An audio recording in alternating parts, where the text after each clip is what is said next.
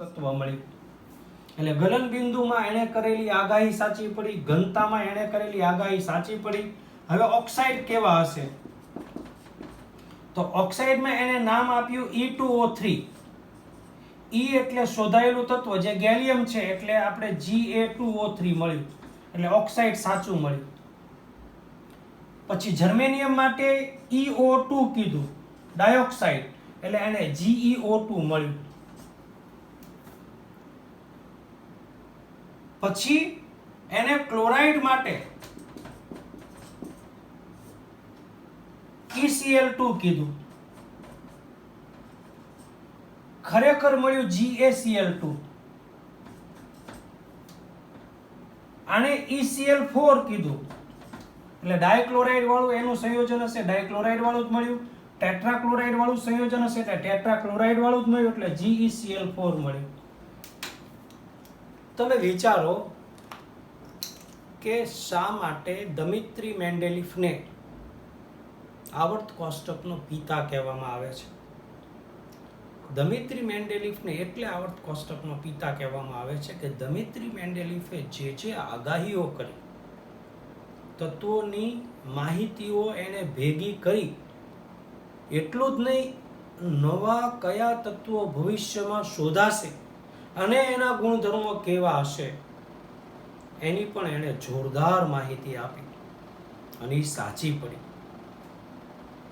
અને આ રીતે એણે આવર્ત કોષ્ટકની અંદર પોતાની સર્વોપરિતા પુરવાર કરી. લોથર મેયર 100% તજજ્ઞ વૈજ્ઞાનિક હતો, પરંતુ એ આવર્ત કોષ્ટકને રજૂ ન કરી શક્યો, પબ્લિશ ન કરી શક્યો. એને મેન્ડેલિફે આવર્ત કોષ્ટકને માત્ર પબ્લિશ ન કર્યું, આવનારા તત્વોની આગાહી કરી, એના ગુણધર્મોની આગાહી કરી અને એના ગુણધર્મો સાચા પણ પડ્યા. પછી હવે આવે છે આવર્ત કોષ્ટકની રચના અને આધુનિક આવર્ત નિયમ. હવે નવો ટોપિક આવ્યો, આધુનિક આવર્ત નિયમ એટલે શું? તો કે હેનરી મોસ્લે નામનો એક વૈજ્ઞાનિક હતો. 1913 ની અંદર હેનરી મોસ્લે નામના વૈજ્ઞાનિકે આધુનિક આવર્ત નિયમ કેવી રીતે આપ્યો અને શું કરવા આપ્યો એની આપણે વાત કરવાની છે. તો હેનરી મોસ્લે શું કહે છે સમજજો. તો ઈ હેનરી મોસ્લે 1913 ની અંદર થોડીક એને જુદી રીતે વાત કરવા પ્રયત્ન કર્યો. આપણને ખબર છે કે હાઇડ્રોજન છે, તો હાઇડ્રોજનની અંદર એક પ્રોટોન છે અને એક ઇલેક્ટ્રોન છે. આ હાઇડ્રોજન તત્વ તરીકે શોધાણું આપણે જાણીએ છીએ, પણ આ તત્વની અંદર પ્રોટોન અને ઇલેક્ટ્રોન છે, આ પરમાણુ છે અને આ છે અપરમાણ્વીય કણો.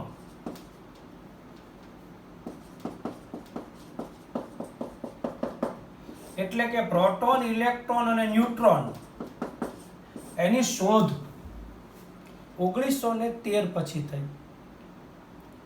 એ પહેલા તત્વ છે એવું જ સ્વીકારવામાં આવતું, એમાં પ્રોટોન ને ઇલેક્ટ્રોન ને ન્યુટ્રોન ને આવી બધી કોઈ માહિતી, પરમાણુના અપરમાણ્વીય કણો વિશે કોઈ માહિતી નહોતી. એટલે હેનરી મોસ્લે નામના વૈજ્ઞાનિકે એક પ્રયોગ કર્યો. એ પ્રયોગની અંદર એણે ક્ષ કિરણ દ્વારા ઉત્સર્જિત થતી આવૃત્તિ એને √V કીધું અને એણે પરમાણુ ક્રમાંકનો આલેખ દોર્યો. પહેલા પરમાણુ ભારનો આલેખ દોર્યો, ક્ષ કિરણ દ્વારા ઉત્સર્જિત થતી આવૃત્તિ √V અને પરમાણુ ભાર. આ V √V એટલે ક્ષ કિરણ દ્વારા ઉત્સર્જિત થતી આવૃત્તિ. હવે એને પરમાણુ ભારનો આલેખ દોર્યો. તે આલેખની અંદર એને સીધી રેખા ન મળી. એ આલેખમાં એને ચઢાવ ઉતાર જોયો. પરંતુ પરમાણુ ક્રમાંકનો આલેખ દોર્યો તો પરમાણુ ક્રમાંક વિરુદ્ધ ઉત્સર્જિત થતા ક્ષ કિરણની આવૃત્તિ નો આલેખ દોર્યો તેને સીધી રેખા મળી. આ સીધી રેખા અને આલેખ આપ્યો નથી, પણ આપણે એવું કહી શકીએ કે આ રેખા આમ પણ હોઈ શકે, સીધી રેખા સ્વરૂપે, અથવા તો ચડિયાતા ક્રમમાં હોઈ શકે. પરંતુ એવું બતાવે છે કે નિયમિતતા પરમાણુ ક્રમાંકમાં જોવા મળે છે, પરમાણુ ભારમાં જોવા મળતી નથી. એટલે એને આધુનિક આવર્ત નિયમ આપ્યો હેનરી મોસ્લે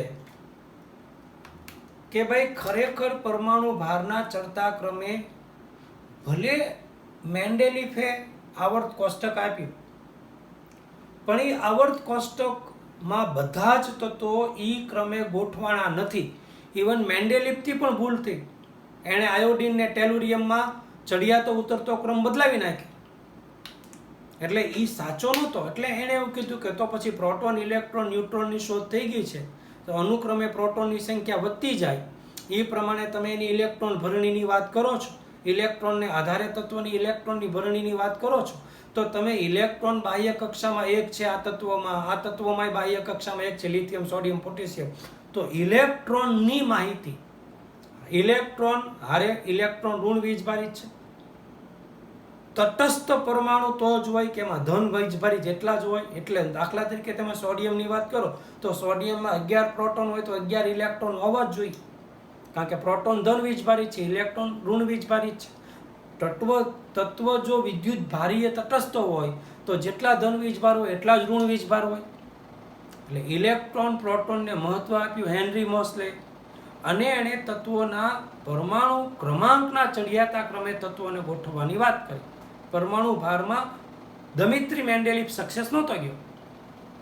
એટલે હેનરી મોસ્લે જે ક્ષ કિરણમાં ઉત્સર્જિત થતી આવૃત્તિ હતી એનો વિરુદ્ધ પરમાણુ ભારનો આલેખ દોર્યો અને પરમાણુ ક્રમાંકનો આલેખ દોર્યો, જેમાં પરમાણુ ક્રમાંકના આલેખમાં સીધી રેખા જોવા મળી, પણ પરમાણુ ભારના આલેખમાં સીધી રેખા જોવા મળી નહીં. એટલે એણે આધુનિક આવર્ત નિયમ આપ્યો. મેન્ડેલિફનો આવર્ત નિયમ અને આધુનિક આવર્ત નિયમ વચ્ચે ભેદ શું છે હું બે લખું છું. પહેલા મેન્ડેલિફનો આવર્ત નિયમ લખું છું, પછી હેનરી મોસ્લે આપેલો આધુનિક આવર્ત નિયમની વાત કરીએ છીએ. તો જો આપણે મેન્ડેલિફની વાત કરીએ, એણે શું કીધું કે તત્વના ગુણધર્મો એટલી ભૌતિક હોય અને રાસાયણિક હોય તે તેના પરમાણુ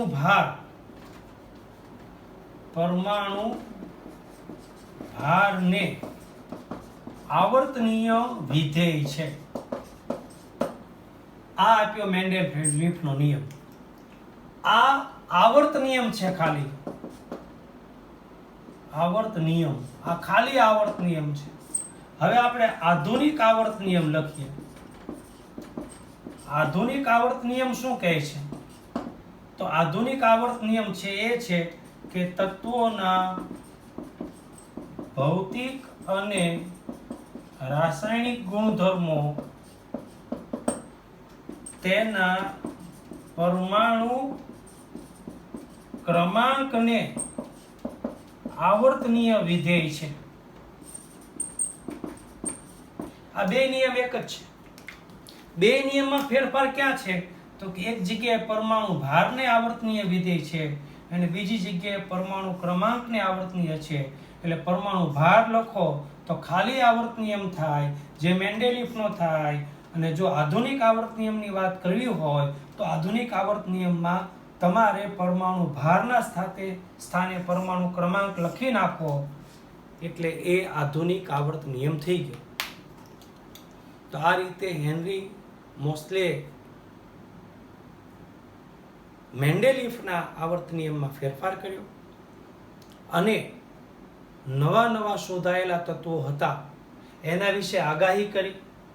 કુદરતી રીતે આપણને 94 તત્વો મળ્યા. પછી યુરેનિયમની કાચી ધાતુમાંથી કેટલાક તત્વો મળ્યા જેને પ્રોક્ટિનિયમ કહેવામાં આવે છે, નેપ્ચ્યુનિયમ કહેવામાં આવે છે, પ્લુટોનિયમ કહેવામાં આવે છે. આ બધા નિયમ એટલે યુરેનિયમની નજીક, યુરેનિયમની કાચી ધાતુ જેને આપણે પીચ બ્લેન્ડ કહીએ છીએ એમાંથી આપણને ઘણા બધા સમાન ગુણધર્મોવાળા તત્વો મળ્યા. તો હેનરી મોસ્લેની વાત આપણે અહીંયા કરી, આધુનિક આવર્ત નિયમની વાત કરી, મેન્ડેલિફના શોધાયેલા તત્વોની વાત કરી, એણે કરેલી આગાહીની વાત કરી, મેન્ડેલિફે આપેલા ભૌતિક ગુણધર્મો જે એની આગાહીમાં સાચા પડ્યા એની વાત કરી. અને આ રીતે આપણે બહુ બધા સરસ મજાના ટોપિક આપણે સમજ્યા. તમે હોમવર્ક મને કેવી રીતે મોકલો છો? હું જે બોર્ડ ઉપર લખું ને 2 વાર લખીને મોકલો છો. બોર્ડ ઉપર લખેલું 2 વારની ટેક્સ્ટ બુકમાં અહીં સુધી જે ચાલ્યું છે ને એ લાઈન ટુ લાઈન 2 વાર લખીને મોકલવાનું છે. તો તમે 2 વાર આટલું લખીને મોકલી દો. એટલે હવે ધ્યાન રાખજો, ટેક્સ્ટ બુકમાં મેં જ્યાંથી શરૂ કર્યું આજના લેક્ચરમાં, અને આજના લેક્ચરમાં હું જ્યાં સુધી પહોંચ્યો છું ત્યાં સુધીનું તમારે હોમવર્ક મને 2 વખત મોકલવાનું છે, ભૂલ્યા વગર. ખાસ ધ્યાન રાખજો. તો તમે મહેનત હજી વધારો, ખૂબ મહેનત કરો. આવતીકાલે 10 વાગે તમને કેમિસ્ટ્રી અને ફિઝિક્સનું મટીરિયલ સ્કૂલમાંથી મળી જશે. તમારા પેરેન્ટ્સને અથવા તમે મોકલજો. 10 થી 12 દરમિયાન ચેપ્ટર નંબર 2 અને ચેપ્ટર નંબર 4નું તમને ગુજરાતી તથા ઇંગ્લિશ મીડિયમનું મટીરિયલ, જે ઇંગ્લિશ મીડિયમવાળા છે અને એનું ગુજરાતી મીડિયમવાળા છે એનું મટીરિયલ સ્કૂલેથી સવારે 10 થી 12 રવિવારે મળી જશે. Thank you very much.